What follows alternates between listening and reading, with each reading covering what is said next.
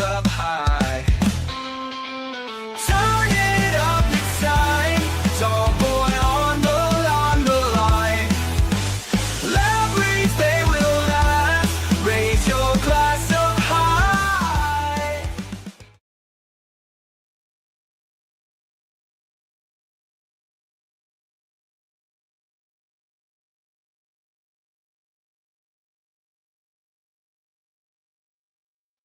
Welcome back to episode 314 of the Tall Boy Radio podcast. And as we always say, who knows where it goes when the beer flows? Well, tonight it's flowing from pub to pub as we're joined by a man who's written a book like this one here that I have in my hand. He's even got one. Of course, yeah, of course, dude. We're going to buy the book. If you're good enough to come on the podcast, we'll definitely put our hands in our pocket and pick one up. So, Thomas, did you want to say hello and tell us a little bit about yourself? Yeah, thanks so much for having me. You got my name right. So, Thomas, I am better known probably as either the pub guy or historic pub crawls. If you are on any social media, I'm sure that if you like anything to do with pubs, you've probably seen a video of me in a blue hoodie, jeans, and a yellow pair of shoes standing outside a pub, either in London, across England, more recently in Scotland, or maybe Ireland. And I have even made it over to the US on a couple of times. Fair play. So there are a number of historic pubs around Britain. So it's wonderful. As we were talking there in the green room at the start, there are much more modern options out there as well. However, Green and Pleasant Lands are famed for having a little bit of history. So it's great that you can combine drinking and history as well, isn't it? What first got you started then on this idea? Well, as a passionate Londoner, I'm going to give away my age now. 20 odd years ago, in our mid 20s, me and my friends were all a little bit fed up of going to those kind of generic bars where they're so rammed that you spend most of the time either pushing past people or having people push past you. You can't have a conversation, and all you ever hear is "Sorry, mate. Excuse you, mate. Sorry, mate. Excuse you, mate." Before you end up getting your drink knocked out of your hand. And so, living in London, we have 3,500 pubs. Many of them are several hundred years old. And not only are the pubs old, but it's a really great excuse to go to a pub and then also walk past something that is, it's on our doorstep and very interesting. The Houses of Parliament, Nelson's Column, walk past St Paul's Cathedral or along the South Bank. There are so many things that we can do in this city. And so what started as, I suppose at first, a good boozy day out for a bunch of lads, turned into something that over the next 20 years became an annual thing. And it would get colleagues from work, friends and family, friends of friends. People would fly in, people would come from all over. And it became the annual historic pub crawl through London, where it was as much about meeting the people, seeing people, sometimes seeing people only once a year at the event and reconnecting, but also doing it over a proper pint in a proper pub amongst all of the history that we have just around London. Yeah, that's wonderful. So where we are, we're based up north. We're in a little town called Alsager, which is not too far from Crewe. If you know, most people have passed through it on the train, and really as far as Crewe. Normally on the way even further north, yes, we sort of wave and say goodbye to Crewe. Yeah, certainly there's no reason to stop in Crewe just in case you've ever wondered whether you're passing through. There's nothing there. Don't bother. It's not worth visiting. In terms of history, maybe a little bit, but I'd still play it a little bit careful, especially with a southern accent. Hey, no. Look, I just survived Scotland, all right? No problem. And I can tell you, almost all of the pubs were more than happy to pour me a free pint in there as well, which I didn't think was going to happen. No, it's good. I mean, I love Scotland. I love Edinburgh in particular. So one of the things that we have done in the past, so myself and Gaz and Andy, who are the regular hosts on here, we love the American football. So we'll come down to London once a year and we'll watch the American football down there, and we'll visit a few of your hostelries as well and sample some of your fine beers. And one of the things we do enjoy is trying to find those different places. We don't want to just turn up in a Brewdog pub where we could be in London, we could be in Manchester, we could be in Glasgow, we could be anywhere in the world because it looks the same, it's homogenized. We want to see the places which have got that wonderful bit of history. And you mentioned Scotland there. Now, Edinburgh is a fantastic city. It's one of my favourite cities to visit. Have you been visiting some of the pubs up in Edinburgh as well? I've seen you've been in Glasgow.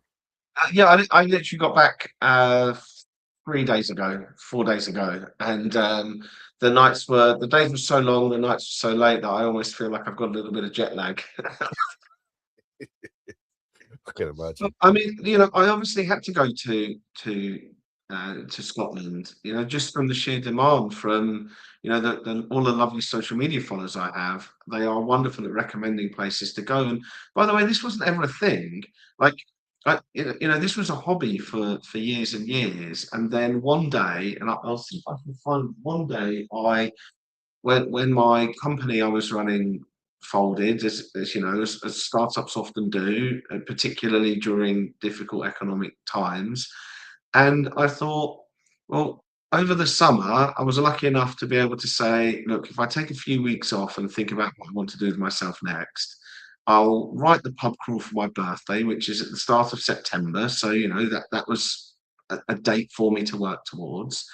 And I thought, as I was making this little booklet and this little map of all the pubs, well, wouldn't it be great to see if I can find some of the old routes, and maybe I can see if I can put them in a book. I left school at 17. I've never written a book. I don't even know how to write a book. Even now, sometimes I'm still confused. And somehow I managed to put it into a self-published book through Amazon Kindle. And that's the first battered copy Oh, there. very nice. Very nice. And yeah, I mean, it's straight off a printer. I put that in my back pocket and thought I would walk into the pubs and start saying, "You're in my book. I don't suppose you'll let me film you, and it'd be nice if you gave me a free pint. I don't actually have a job, and I'll put you on the internet, and I'll be famous, and loads of people are going to come to your pub, and you'll be rich." And of course, I was a guy, I don't even have a social media account at that point. They obviously told me to do one, and most of the first few pubs that day did, as you can imagine. And somehow, I got to the end of 15 pubs on that day, where most people had turned us down, and the last place was brilliant, and poured a couple of drinks, and we're really excited about it. And so I thought, well, I wonder if this is a thing. And that sort of tatty self-published book suddenly became something that, within the space of 6 weeks, I'd got 25,000 followers on social media. I'd sold, a few thousand copies of the book. Like, So and all of a sudden, it was a thing. I mean, that is really impressive. When you start somewhere and maybe, you might have found those first 14 pubs a little bit off-putting where you weren't getting the input and you weren't getting the feedback and the buy-in that you wanted. But then that 15th one that then spurs you on to go and do it is wonderful that somebody like that takes the time. And it's nice when somebody does have that little bit of belief in you, because it's all well and good us believing in ourselves. But when someone else buys into it, and people buying your book, dude, how did that feel? Something you'd put your passion into, your blood, sweat, and tears. How did it feel when people started buying that book? Well, it does feel great that people buy the book, but actually, I'm sure we'll talk more about the journey to becoming let's say, a proper author. Now I'm sort of with a proper publisher. I love the books, but I've always been of the view that they should be something that they go in your pocket, or they'll fit in a handbag. That Yeah, they are not books to sit on a coffee table. I don't even really want you reading them. yeah, I want you putting it in your pocket and going to that pub and then reading it there and taking it with you, and using it as a guide to get you round, whether you want to go around Liverpool now that I have the England book, or if you want to discover London, or, as you'll find, when in about 3 weeks' time, or 4 weeks' time, the Ireland book comes out, you can go to Ireland, and there are nine or 10 different towns and cities across Ireland that you can go and visit, with routes of pubs, 10 to 12 pubs in every single one of them. And so for me, that was that was my real, the bit that really pushed me on emotionally, that I just loved. I I got this message maybe just a couple of months after starting, and just a random message on social media, and someone said, "Look, your books are great. We went and did your route on Saturday, loved it. By the way, funny story, we kept seeing this group of people, and it didn't take us until it took us until like about 6 or 7 pubs in, when we were drunk enough to have the courage to start chatting to each other, to realize that we were both 2 different groups of people walking around with your book, following your route." That's awesome. And That yeah, is. I mean, that's just incredible. And that's a sudden group of people now that are, whether they remain friends, who knows? But I mean, they certainly would have had an absolutely great time there, because it was a banging route. It's one of my favourites. And it's like they would have had an amazing time. That's amazing, though. That is. I must admit that must have felt pretty good. So, as you said, then, so you started off on the old Amazon Kindle. We've had a couple of Amazon Kindle authors on here who will talk me through and give me a few tips. With the book that I'm slowly cobbling together, and still slowly, very, very slowly, I should add. And then we've It's had a long some. time, doesn't it? Well, yeah, it does. It does, Surprise. especially if you're lazy like me. Yeah, but we've also had a couple of published authors on as well. So it's great to have you who's in both categories. Tell us about that step up then from Amazon Kindle publishing, which is great, and it's out there and it's wonderful for you to use if you want to get your stuff out there. But to be a recognized published author, dude, that's pretty special, isn't it? It is special, and it does, when I walk into shops and I see my books in there, that does feel incredible. I think, it does make you realize the amount of work that goes into a book, and the level of professionalism that steps up when you're, I mean, I'm lucky, I work with Hachette, who are one of the world's biggest publishers. And I made a very conscious decision that I did want to see the books published, and I did try and approach a number of publishers. And a lot of the processes for that reminded me and gave me PTSD on my days as a startup founder, constantly trying to pitch for investment, where you would have to work so hard to try and prove yourself, ultimately to people that probably wouldn't believe in you anyway. And it felt a little bit like that from sort of going cap in hand to publishers, that I made a very conscious effort to do what I like doing, which was visiting and showcasing the pubs and meeting the people in the pubs, and then see what happens off the back of that. And that led to a publisher approaching me out of the blue, because they followed me and they went to their team and said, "Hey, we like the look of this guy. I wonder if we can write books with him." And everyone else on the team went, "Oh, that guy! I bought all his books and gave them to my boyfriend for his birthday." And all of a sudden, again, it takes the next level. So there's a level of, I mean, that's quite fortuitous, but then at the same time you make your own luck. And so I made a very conscious decision to keep working away and plugging away, very aware that success is often written by the winners. History is written by the winners, right? Like, you don't Mm. hear the ones that don't make it work. But I gave myself a timeline and said, well, let's see what happens in the next 3 or 4 months. Yeah, fair play. Yeah, fair play. So I mean, so was it your social media following then that helped you? The fact that you had, the publishers could see that there was a degree of popularity, that they knew it was going to sell because it was a very popular idea already. Well, I think the subject matter speaks for itself.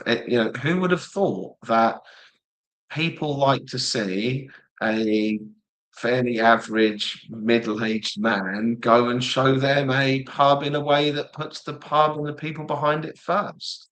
Mm. And although I do have, and some people take great delight in taking a piss out of me for it, but I do have some sort of, let's say, outfit that makes me recognizable at the start, because otherwise I'm just another white dude with a beard going into a pub. And I mean, there's loads of those around. um Even though I do have that distinction, actually, and a style, I think that you can recognize my videos. But it's always putting the pub and the people first. You watch one of my videos and you will get a feel for the pub. You won't hear my opinion. I won't rate it because my rating is very different to what your rating might be. And I think that's also the beauty of pub crawls. And I've been thinking for a while really how to reclaim the idea that a pub crawl, it's not lads, lads, lads. It doesn't need to be boozy or aggressive or stag doos or hen doos.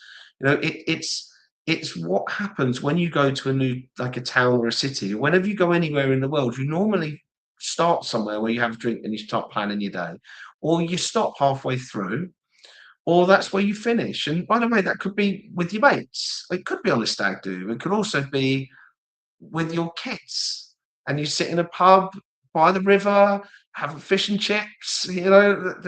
That's there's so much more to a pub and the culture of the pub, and then the history behind it. That very quickly, my pub crawls became a thing that said, well, look, if I'm thinking about a pub crawl being 10 to 12 pubs, great, you can go to all of them, but 10 to 12 pubs is a good mix to give you maybe that little eclectic one with the music in. The one like behind me here, and this is Foxy John's in Dingle, which has got a hardware store in it. It's fascinating. But if you're the sort of person that likes those big banking hall pubs with the big marble columns, well, you probably won't like this place. I mean, it'd be quirky, but you've got enough to choose. And so Yeah. you really get to feel like you've discovered and explored that town or that city and the people behind it. Yeah, that's fantastic. The three of us, me, Gaz, and Andy, we every Christmas we always make some time. We call it a podcast planning session, looking at what we're going to do the following year. But really, it's just an excuse to get down the pub. So we did it this year. We headed off to Stockport, where Andy lives, one of the hosts, and we headed out. We started in a pub called the Magnet, and we hit about 10 or 12 different pubs on the way around there. All of them very, very different. Finished up in one bar, which was, we hadn't really planned it particularly well, but we did a few Belgian bars because we love Belgian beer, and then we finished up in an Irish bar with some music on, and it was absolutely fantastic and very, very festive. And then we sent Gaz home on the train to get told off by his wife because he'd had one too many. God bless. But I that's mean, all. and one of the questions I get asked a lot more than most is how do I get through 12 when I'm because I'll film a route in a day, and how do I get through 12 in a day? But these days pubs are changing quite a lot. There are different drinks that are available. We're all adults, like we don't need to drink ourselves like into ill health, or it's very possible to have a break, drink a half, no one's going to judge you, have a low no drink. I often go and film pubs with my two sons, my two teenagers, who we'll have like low no cocktails, and we'll have something nice to eat, and we'll still get a feel for the place. Yeah, 100%. Like you say, I think the way that you do it and the type of pubs that you're looking at as well, it's not really, it is about the beer because, that's the whole point of visiting the pub in the first place. But like you say, some of the products that are available now, when you first started this, non-alcoholic products weren't really available. And the ones that were bloody awful. You know what I mean? Yeah, well, I mean, even just the beers though, mate. Like, I can remember being 18 or 19 and probably drinking 5 or 6 pints of Stella or something like that. And I mean, what? There's no way I'm getting through a route if I'm doing that, and so often I find when I'm walking into pubs, and they're normally almost very kindly offering to pour a pint, which again is another thing that wouldn't have happened. Like I didn't work when I started this. Like if those first few pubs weren't kind enough to say, hey, look, we'll pour you 3 pints of something, what would you like? Like I wouldn't have even funded this. It wouldn't have happened because it has cost me a fortune. I mean, it still has, but that support was really useful. But people now, I always say, well, what I'm not actually that fussed what I drink. What's good, you Yeah. know? I mean, admittedly, towards the end of 12 routes around Ireland, I was probably pretty done with hearing people tell me that they pour the best Guinness in the world. you know, and I know that that's like the world's smallest violin is playing somewhere, right? For that. But other than that, there are lots of different strength beers that you can have, different types of lagers that you can have. If it's a hot sunny day, you can't really be sitting out in a beer garden, can you, with a nice crisp cold beer? And on a cold day, how lovely is it to sit, with something that's come from a hand pump that's warm and flat, and you're by a fire? Oh, yeah. Amen. Amen. Right in my wheelhouse, that is. Yeah, you gotta be careful as well going around Ireland because, it's almost like a religious cathartic experience having a pint of Guinness in some of those places. They take it very, very seriously, don't they? Some of the best pubs in the world, mate, that I've ever been to, and actually, I'm about to go to Prague in just over a week. Again, that's another thing that a lot of people have said. Oh, that we'd love to see, go and explore some European cities. They're very different, but go and explore them. But and also New York and Boston, where I've been, and then personal trips. I've spent a lot of time on the west coast of the states as well. But really, like the UK and Ireland, there's nowhere else that does pubs like us. No, Not really. There's no. drinking halls and there's cafes and there's bistros, but that pub, that boozer, that place that you can probably walk into on your own and have a pint and sit on the bar and talk to someone is very rare around the world. It is. And, well, let's not get too downbeat about it, but there's a lot of pressure on the publicans in these places as well nowadays, in terms of keeping the doors open and making a little bit of money, most of which goes to the government, but don't get me started on that one. But, it's a real challenge, isn't it? A lot of pubs are going to the wall. There's a ridiculous amount of pubs each week going under. Have you experienced that when you're going around? Is that one of the things that the people will talk to you about? Yeah, I mean, it's certainly mixed, and even in the last 2 years, there's been a mood shift. It is very tough to be a publican, and there's really 2 reasons that it's very tough. And firstly, I will say that, to resolve those, the answer is not about beating us up as the public and telling us we must go to pubs to save them, which seems to be something that we're often told. We do our bit. We buy organic, we give to charity, we help our neighbours. Most people are good people and will do those things. And most people will go to the pub and support the pub if the pub needs it. But the fundamental issues exist, that there's a cost of living crisis and it is far too expensive for most of us to go to the pub. We can't afford it. You can buy a bottle of wine that's probably not an awful bottle of wine. I'm sure Tom Gilby will give you some great recommendations for under £6 from a supermarket. That's as much as a pint. Right? No one's drinking 6 bottles of wine in a night, or even 3 or 2. Right? So it's just so much cheaper. And so, the fact is it's too expensive to go to a pub, but that's not a publican being greedy, by the way. It's too expensive to run a pub. Mm. And until both of those things are addressed, then we can talk all we want about changing shifts and younger people not drinking so much, or smoking bans, or the latest fiasco, which is trying to deflect us into talking about whether we should change the drink drive. It doesn't matter. Sure, but on the hierarchy of things that we should talk about, and whether people should smoke in beer gardens or not, there are some very, very bigger fundamental issues that make it very difficult to run a pub and go to a pub. And you've got to remember that, like a few decades ago, people would have gone to a pub on their own because it would have been cheaper to have gone to the pub than heat your house. Yeah. Right? Yeah. You could sit there and then you could go on your own, and you'd know people there, and you could sit and you could talk to your friends. Whereas now everything is much more structured and organized. And some of that is a good thing, some of it's not so much. But either way, we have to deal with changing behaviors and adapt to them to keep the pub going. No, 100%. I think the financial challenges, like you say, they're systematic of bigger problems, not just the pubs, just the challenge that everybody has on managing their own finances and, and selecting what it is that they want to do. And yeah, you like you say, real pressures. But for those of How you, many people in this country, as much as like 20 years ago, would have gone to the pub with 30 quid in their pocket, and they would have had a bunch of beers, and had a great time with their mates, and they'd have probably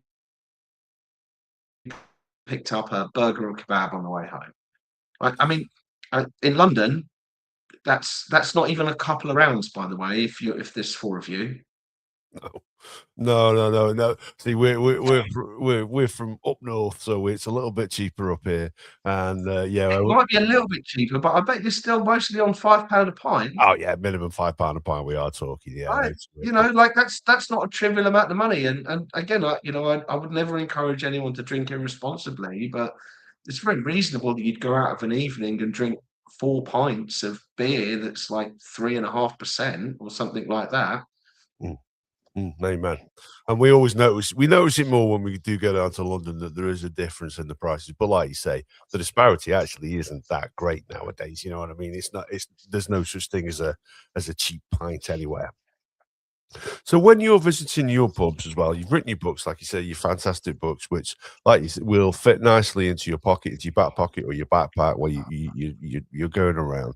Do you tell our listeners then about the sort of themes and what they would expect to find if they're going to pick up one of your books, the sort of things that you look at? Yeah, well, and by the way, I will caveat this because I walk past great pubs all of the time. There are lots of amazing pubs across the country and beyond. But when I think about a route for me needs to take you about an hour to walk it. Mm, Some of them are a little bit longer just because, I've really wanted to go past a particular area, or there's just been two amazing pubs that just happen to be at the absolute opposite ends of the town, and you just have to find a way to make them work. But for me, a good route is 10 to 12 pubs, and that will take you about an hour to walk if you just walk it straight. So it gives you, a good 5 to 10 minute gap in between pubs. It's very, very reasonable. And you'll get a good mix of different styles of pubs within there, and the beer, and then with different styles of pubs, different styles of drinks that you will have as you go along. But you'll also get a chance to walk through maybe a city centre that you'll be able to walk past, like one of my routes. So Liverpool is so great that I needed to do two. There are some places that even as I was looking at the England book, I was like, this is a 20 pub crawl here. Like, I mean, and even then, I feel like I'm leaving a lot out. So, like there's a route around Liverpool that takes you through, past the Cavern Club down famous Matthew Street in Beatles territory, and then out onto Albert Dock, which is fantastic. And, that's already missing out the cathedrals and some of the beautiful pubs. So, that was so nice. I had to go there twice, and there's two routes there, just as there are in Edinburgh, just as there are in Dublin, and just as there are in Glasgow. yeah. So, yeah, Liverpool, like you say, is a fantastic city. It's a beautiful city, and it's full of character, and it's full of people who do love a good pub as well. And then, like you say, plenty of history. I visited the Cavern Club there on Matthew Street. Absolutely fantastic. I mean, I don't think it's the original one that was there.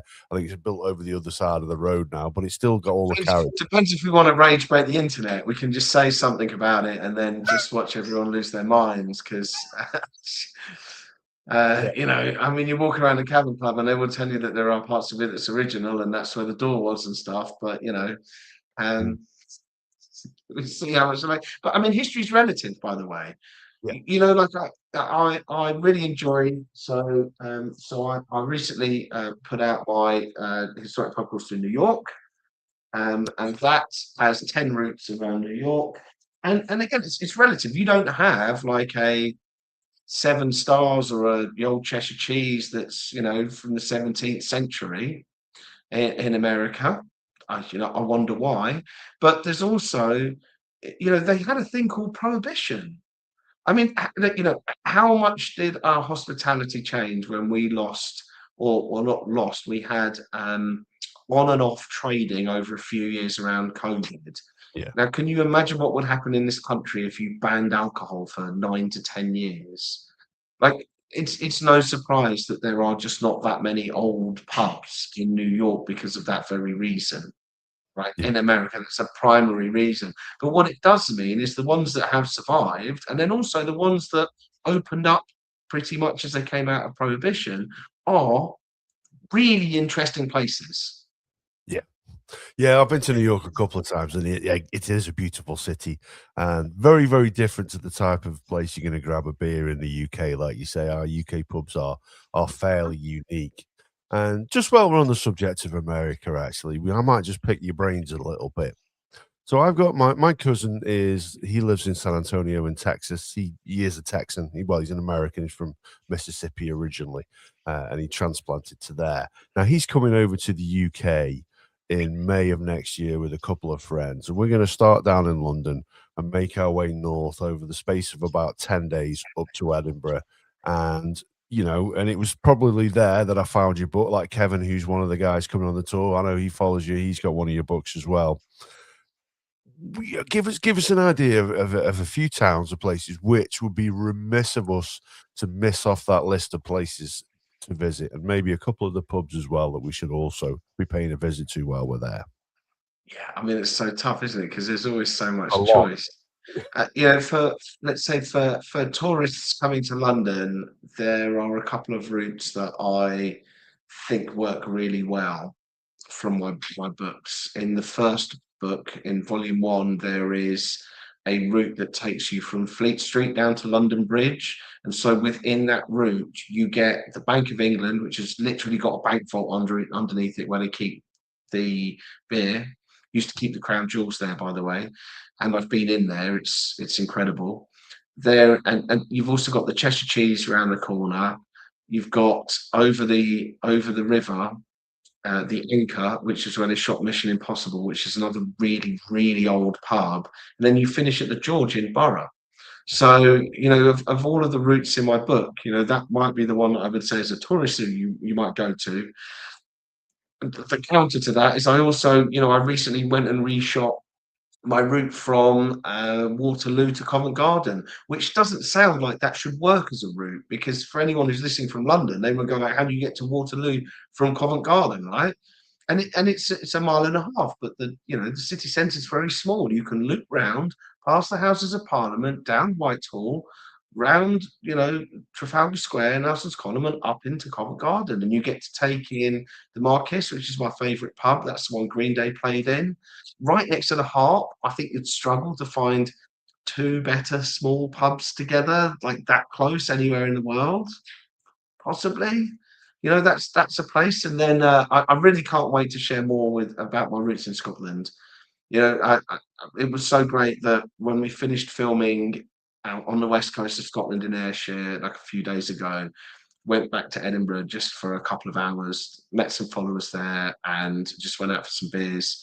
Just because I think one of the things that I often don't like, again, like get the world's smallest violin out, but I sometimes miss out being able to spend a long time in a pub and enjoying it. And we walked into the Guildford Arms when that was the first pub we walked into when I was researching the book in Scotland, and walked into the Guildford Arms, thought this is really beautiful, put the video out. Even then we were reluctant to put the video out because there was some sound issues at the start because our mics weren't working because it was the first pub. Sort of figured it out, but we'll put it out to see whether anyone likes it anyway. Now that's on like 3.5 million views. Brilliant. Yeah, and it's stunning. So, of course, they're like, well, good to actually just go back there and have a pint and like enjoy it, and like stand in it and like look up at that ceiling, like it's gorgeous. And so, Guildford Arms and Cafe Royal are probably the two most beautiful pubs that I've ever seen within 20 yards of each other anywhere in the world. Yeah. Fantastic. Funny enough, we had the guy on. I'm struggling to remember his name now. The guy who does the Great British Pub Crawl, who visits. He'll visit the different towns and centres each day. It's Dale. I'm going out for beers with him on Thursday. We're just going to see if the internet's going to lose its mind because people just keep confusing us. And again, that's your theory of a couple of white dudes who go around with a beard and have a drink. And like I've had people come up to me and they say, oh, you went to this place, I love that, and it was so good. And sometimes I don't have the heart to tell them. And someone came up to Dale. I'm sure he won't mind me sharing his story. But someone came up to Dale the other day, and they said they put their arm around and said, can I get a photo? It was so great to meet you at the Great British Beer Festival in Birmingham and buy your book and get a signed copy from you. I absolutely loved it. Like, thank you so much. I can't believe I didn't get a photo. Can I get a photo now? And Dale was like, I didn't have the heart to tell them. It wasn't you. Brilliant, brilliant. Yeah, he's a good guy. He's a good. We had Dale on. Probably, I think more than 12 months ago now. So he's still going on his Yeah, on so his play. he's on over 8,000 pubs now, I think. In fact, we are planning a big celebration for his 10,000th pub, which I which we believe might coincide with the launch of my Scotland book. So that might give you a hint as to where we might possibly have that launch party. Very nice, very nice. Yeah. I mean, again, it's great that yourself is out there. You're encouraging people to go out and visit British pubs. Same as Dale does. Do you know what I mean? He drew and he's very good at drawing attention. To the plight of the British public, and he shares an awful lot of stuff about that as well. But no, it's good to see for people like me who do enjoy a beer that there is an outlet for us on the internet to vicariously view these things. It's fantastic. Well, So whether marketeers will admit it or not, as let's just say older gentlemen, but certainly not old gentlemen, we are the most under-advertised to and underutilized marketing demographic. And so most of us, and I don't know what you see, but I definitely already see an awful lot of stuff about end of life and life insurance and stuff like that as a 46-year-old. And I'm wondering why everything is marketed towards 25-year-old somethings when actually, we are of an age where we are also ready to go out and explore the world. And most of the people that follow me, I don't think it would surprise you, would be mostly people around their sort of, let's say, late 30s to late 50s. And they are people that have disposable income that love to go out and explore somewhere else. And maybe their kids are a bit older. So they've got a chance to go away with the missus or like on a girls' weekend or a bunch of lads together and say, look, instead of just maybe we will go and play golf and that's great. Oh, you've got a route around St Andrews. Fantastic. Like we can also go and check out some of the pubs. And by the way, my route round St Andrews can really just be a straight line of all of the pubs, but actually I chose to sort of give you a little bit of a convoluted direction because really, why walk 2 minutes between pubs when you can walk seven and see one of the oldest cathedrals in Scotland? yeah, I like it, dude. Yeah, it's the right way to do it. It's a good mix, like you say. As historic and as old as some of our pubs are, there are other things to visit outside of pubs. My wife doesn't believe me when I say this because basically, whenever we go anywhere, it's well, I want to visit this pub, I want to go see that place, and then what we were in York in February, and I was messaging my cousin and said, look, wherever we go on this tour of Britain. York is one of the places which has got some fantastic history. It's one of my, I've traveled, I've been lucky enough to travel to some fantastic places in this world, but few of them beat York. I think it's a fantastic city. Yeah, I've got 14 pubs on my York route, Mm. and I still could have done another three routes, I reckon. Yeah, well, this is it. There's an awful lot there. There is an awful lot there. I mean, you've got some tiny little pubs on the shambles. You move around the corners of the House of Trembling Madness, which is what I always pick up a whole load of beer when I go there because they have some fantastic beers there. There's so much more in York and also around the country. Personally, I don't feel like I've touched the sides. I've written two books about London, mainly because the first one was based on historically what I'd spent the last 20 years doing, and the second book was easier to write than other books because I've also got really good knowledge of other places around London that I wanted to explore. And so those books were relatively easy to write. What happened is as social media started to grow, it was a case of saying, well, look, where do you think I should go now? And then when people said, well, maybe you should go to Newcastle, I'm like, okay, great. Where should I go to Newcastle? And you get this wonderful kind of like hive mind of pub crawlers that are able to give you the sorts of places that you can dot onto a map. And then you start to kind of a bit like Minority Report, where they're moving them all around. That's a reference for anyone that's at least late 30s. Anyone other than that won't know what that is. But and you start to sort of shuffle all the pieces together, and you can see the route.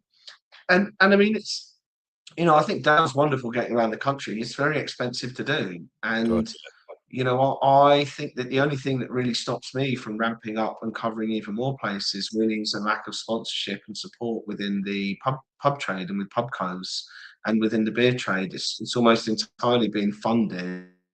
Well, it has been entirely funded by me to get these first 6 books out, and I look at that and it makes me feel. At times, I get excited because there's so much opportunity, and other times I feel a little bit despondent because I'm like, well, hang on a minute, I've got a route around Leeds. I've got enough recommendations that I could go up to Leeds like next week and film a route and share that with everyone, just like Sheffield or Oxford or Cambridge or Bristol or down to Portsmouth, which has more pubs than anyone else, any place in the country, apparently, per square mile or per capita. You know, and I haven't filmed those routes, and it's really just down to time and money to be able to make that happen. And so, I mean, I don't know if you have any listeners that are interested in helping sponsor. Ultimately, that would be something that I think a rising tide lifts all ships. I've managed to get this far very economically. I'd love to go and discover more pubs because we've all got favourites, haven't we? You say don't go to Crewe, but like you go up to northwest of England, there will be like the Old Man and Scythe in Bolton is one of the ones that claims to be the oldest in the country, right? I'm literally never going to get to Bolton alone, No. ever. Like it's just never going to happen. I wish it would. But if, in all seriousness, if there is any listeners out there who can financially back, you on this journey, then hopefully they'll get in touch. Drop us a mail at tallboyradio.com, and we will, of course, put you in touch.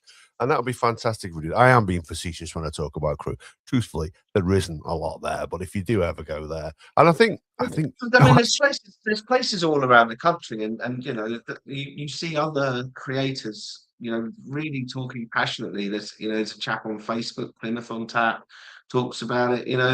There's those pub guys that are just out at the moment that are a group of lads, doing it for a laugh, and they're all around sort of Surrey and Kent and some of the home counties. There are great pubs absolutely everywhere, and even if it's not just me that does that, and there are ways that you can support someone else. There like creators have big audiences that we can talk to, and they're passionate about the places that we go and see. And so, it's not a cap in hand for money. There's a very clear commercial conversation to have with someone that, like I said, if it's not me, but you're a local Bristol business and you want to get me or someone else who might be cheaper or, or different or whatever, like in to discover Bristol and shout about it, then absolutely, like let's try and find a way to do that because, like I said, we need to fix the fact that pubs are too expensive to go in, and we need to fix the fact that they are, too expensive to run. But we have to still play to win, and we have to still celebrate them as places that we think are still going to exist and still be important. Yeah, I will just say this on Crewe though, just on my final note on it. When we asked Dale which was one of the worst places he's ever visited, and we did say we live near Crewe, but feel free to say that. He says, "Oh, good, I didn't want to offend, but it literally is an absolute shithole." It's like, yeah, it's fine. It's fine. We'll get there in the end. Just having some work done to it. It will get there. We promise. Honest. So, Railway museum, isn't it? Something like that. there is a railway museum, yeah, there is. And also, if I'm drinking the Brewdog Mackey's, so it's a Scottish themed beer with the 2 scoops ice cream beer. It's also the home of pretty much every ice cream van that's ever been made. All the ice cream vans in Britain are made in Crewe as well. There's a fact for you. If you like ice cream, Crewe, I suppose. There are other places, but Crewe, give it a go. So, like you said there about favourite pubs, so you write about all these different places, all these wonderful experiences, and all these different pubs you can go to. You must have a favourite in your hometown. You must have a local, which is the historic pub that you often find yourself going back to. Yeah. I mean, there's 2 questions I get asked the most, which is which is my favourite and which is the best, and they are, they're both different answers, right, aren't they? Because the best is very subjective. The best can be different in the moment, or who you're with, or what time of year it is, or what's the occasion. And also, my best is very different from other people's bests. But yeah, like ultimately, my go-to when I'm in London is I will normally pop into the Marquis in Covent Garden. My rationale behind that is a little kind of pub that fits about 50 people in it and has got vinyl playing behind the bar alongside having my book propped up in the middle of the bar, which was a wonderful thing when I walked in and saw that there. I thought, okay, this is my place. These are my people. If Green Day played a secret gig there, I guess 2 years ago, maybe 3 years ago, and if it's good enough for Green Day to play an impromptu gig to 50 people in a pub, I think that probably makes it good enough for me. Yeah, that's it's a pretty solid salad of the place, that is, to be fair. Not sure if it's to be fair, when I end up down in London, normally I've had a few, so I couldn't tell you for sure whether I've been It's there got the or heart. not. It's got the heart next to it as well. So, by the way, that's a fantastic place to go. And as much as I do love to support kind of independent pubs, you've got just walk a little bit further down into Covent Garden. You've got it's a Green King pub, but it's the only one in the country that's not branded Green King. It's the Maple Leaf, which is a Canadian pub, and you will get yourself some chips and cheese and gravy. And if you want to tell me what's a better food to keep you drinking whilst you are on a pub crawl, other than that, like it's fine. I'll wait. You're wrong. You're entitled to your wrong opinion. Go for it. And it's about £7, by the way. So you're literally in the heart of Covent Garden, and you're buying like a meal that will completely fill you up, and then give you energy to go and find your next five pubs. Costs you £7. Now that is a pub I know I have visited, and it is an absolute cracker. We watched some American football in there, funnily enough. Yeah, we were down there watching for the NFL. It was, I've shared the story a couple of times. I took a bit of a tumble down some stairs on the underground, and I actually had a broken jaw at the time, just didn't realize it. So I couldn't have enjoyed the poutine. I'm afraid it was liquid only for me at that time. But yeah, absolutely cracking place to visit, and well worth it. Just giving you a straw to have sucked up the gravy. That's it. Yeah, a couple of beers. You don't worry about these things. So, what one thing out then I have to ask you then. What we love talking about beer on this podcast. It's one of the things that we talk about most. The other thing that we talk about quite frequently is the supernatural. What about? I mean, you don't have to tell me if you buy into that kind of stuff or not. But haunted pubs. You know what I mean? There must be some fantastic haunting stories. Do you buy? First of all, do you buy into that? And second of all, can you recommend any? I can't say that I've ever felt there's been a haunted pub that I've gone into, but I can definitely tell you that many of the staff I have spoken to, I believe them when they say they have. And there are definitely some places that are creepier than others. The most was the Old Bell in Derby, which had got rooms in it that they say they have been closed off for a couple of 100 years. And when you walk in, you can see why. They've got the notches and grooves on the beams where people have hung themselves, and it's accessible through a hatch in the disabled toilet that you've got to climb up a ladder to get into. And they had the pits where they used to keep the dogs, and these dogs would have been probably the equivalent of like what we would call these days an XL bully. Basically, the sort of dogs that would run alongside the horses to protect the horse. And imagine how big the dogs got to be the most intimidating thing to kick at and bite next to a horse. Yeah.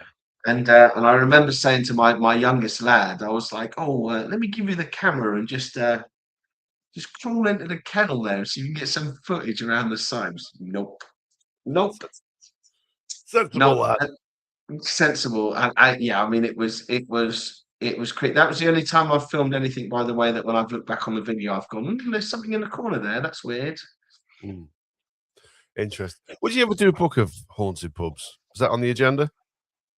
I think most things are on the agenda. With again, I just go back to time, right? I mean, I'm a father. I've got two children. I have them most of the time with me. That's as a single parent, that makes it very difficult to just go.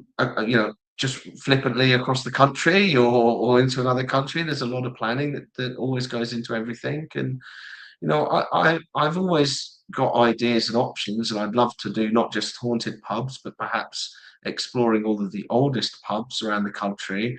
I think I'd like to save those for maybe Netflix if anyone's listening, because I think that logistically would be much easier to do over a series. Whereas I think, a lot of my ethos and philosophy behind my books is it is something that when you are going to Oxford or when you are going to Edinburgh, you can take that book and that will be your Hitchhiker's Guide to the Galaxy. That is your truth. There's the 12 pubs, but it's also flexible enough that you'll walk past a few that if you like them, you can go in there, you can switch it out. But that's your blueprint. And I think if it starts to become most beautiful pubs, oldest pubs, haunted pubs, whatever it is in a book, and they're dotted around the country. Again, I go back to my kind of example where a lot of people say go to the Old Man and Scythe because it's the oldest in the country, or at least one of them. Well, yeah, right, it's in Bolton. Okay, like if I have that once in a book, how many people are going to go and see it in Bolton compared to a route that goes around Nottingham that takes in the Trip and takes in the Salutation Inn and then also Bell Tavern, which all three, by the way, are contenders and solid contenders for the oldest pub in the country within 10 minutes walk. Ah, cool. That's always worth knowing if you're in Nottingham, which I've been some years since I found myself in that neck of the woods, even though it's actually not too far from where we are. Great pubs in Nottingham. Fantastic pubs in Nottingham. Yeah, my brother went to university there, funnily enough. Yeah, and he he made it his goal to visit many pubs while he was there as well. It's a pity he didn't do a little bit more work. He would have done him some good. God bless him. So, what about modern pubs then? It might not be the sort of thing that's worth writing a book. Do you visit them often? Or do you find them a little bit too soulless? We were discussing a certain brand which we shan't name before we started. But modern pubs, do they have their? I mean, they do have their place for sure. Yeah, they absolutely do, and there are pub codes and chains that do keep, pubs operating, which is the main thing. We want to see pubs thriving and operating. I have walked into pubs where they have had almost what feels like the soul ripped out of them, and they really could be anywhere in the world. And that's often a real shame because the outside looks great, and the company inside's great, but actually, it could be anywhere. And again, it just goes down to your preference, though, because in a lot of those pubs, there's a reason people still go to Brewdogs, right? That's not for a pub experience, but you know what you're going to get. The same way as going to a restaurant or going to McDonald's.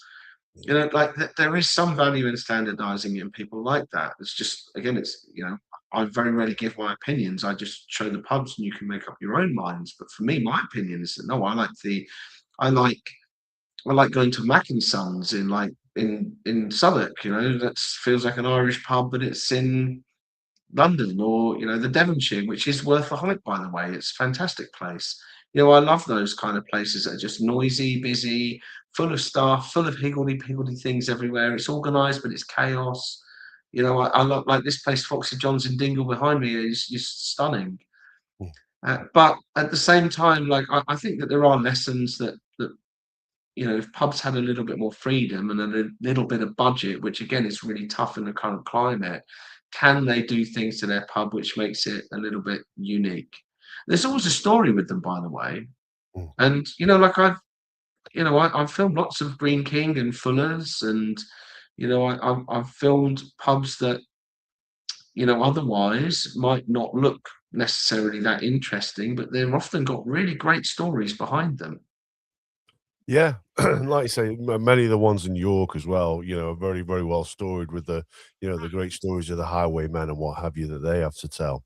So there's one Yeah, I place I think do. the one that surprises me the most is the pub coast Stonegate, who don't actively allow anyone to film in their pubs, which is, I find, quite interesting because anyone really can walk into a pub, buy a pint, and film a pub, and then they can scathingly talk about that pub if they want to. They can literally do whatever they want about it. And it's not alone to myself. I am one of many creators who has been hit with emails from Stonegate demanding 6 weeks' notice to film in one of their pubs and a £250 administration fee. And I find that absolutely staggering that, we would only ever want to talk about a place that encourages people to go there and discover the place, the beers, meet the people, support the team, and eat there. Maybe go back again because they like it so much. Yeah, That's probably been one of the things that surprised me the most over the last 2 years of doing this. And they're not alone. There are some pubs that are, let's just say, more closed in terms of their curiosity as to what's happening. can't get my head around that, to be honest with you. It should be a wonderful bit of free advertising for them. You know what I mean? The worst it's going to cost them is a pint or two if they want to give you a beer while you're there. Don't even have to do that. When I film, I will absolutely just get on with it, film on a phone. There is no hassle, and I'm absolutely fine buying my own drink. However, if you would like to give me a particular drink that you think is very good for you, or local, or something you want to promote, or maybe you're proud of it, I mean, I will, like I said, I did get a little bit tired of Guinness, but if people would really like to pour a good Guinness and it's going to look great in the video, even if I don't fancy it, like, sure, like, if you're going to pour me a free pint because that's what you're proud of, and you're going to talk to me whilst you're doing it, and we can see you and smiling at us as you pour that pint, which always looks great in a video, fine, I'll have the Guinness. Absolutely. 100%. I've got to ask you about a place down in London that we like to visit. Now, it's not, I don't know if it technically is a pub, actually. It's more of a wine bar. Gordon's down there by the Embankment. That is a fabulous place to go and have a drink as well, isn't it? With some real history and some real character. It is, but you have, within 2 minutes walk of that, you've got the Ship and Shovel, which is the pub that's two pubs across either side of the alleyway. And we talked about chains. There's a Green King called the Sherlock Holmes, which is fantastic.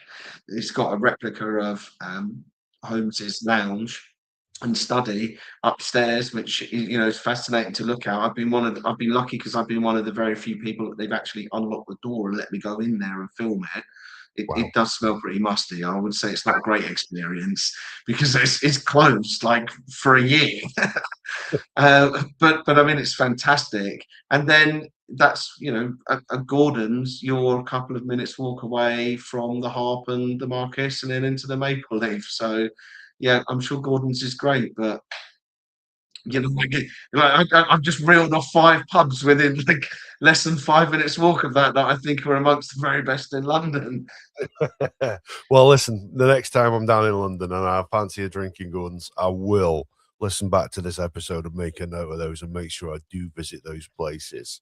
I've got a video coming up soon, which is, there's been a few kind of pinch me moments where I've thought, like, very loosely, like, oh, I've made it, like, not, but like I have, like, and there is a rumor that the Ship and the Shovel, which are the two pubs opposite each other, have a tunnel that goes underneath it. And the first time I went in, I asked and said, "Can I film?" They're like, "No." And then the video did 1 million views, and then I went back and went, "Oh, hey, my video did 1 million views. Wouldn't it be interesting to do I don't need to ever do another video in this pub again because I've set such a high bar. I don't think I'm going to get better." And they were like, "No, you can't do it." But I tried to film it anyway, and I tried to refilm the pub, and I reshot it with a better camera phone, and that also did 1 million views. And then I'm thinking, well, I'm never going to top that. And very recently, someone contacted me from like the management and said, "Hey, we'd love to come and show you the tunnel sometime if you make another video." And so that video is coming out soon, and you will be very, very surprised about the tunnel that I go through in this pub. Oh, cool. Oh, I will keep an eye out for that one for sure. I will keep an eye out for that one for sure. So for our listeners then, as we get closer to the hour mark, what's the takeaway that you want all your listeners, your readers, sorry, to take away from the books? If our listeners go pick away the books, obviously you want to not so much just to read it, to go out and visit it. That's what you're looking for, isn't it?